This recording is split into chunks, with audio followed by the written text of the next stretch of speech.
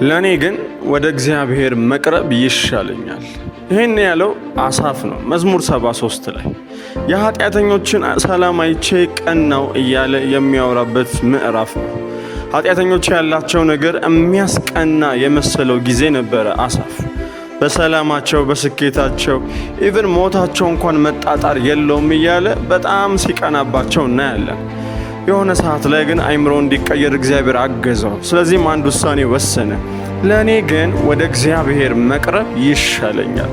ዛሬ ላይ ሆነን ከእግዚአብሔር ጋር ባለ ንብረት ብዙ አልተጠቀምን ከመሰልን ወደፊት ፈጥነን አደለም ወይ ደግሞ በጣም እየጨመርን ነው እያልን ካልሆነ አንድ ነገር እናስብ።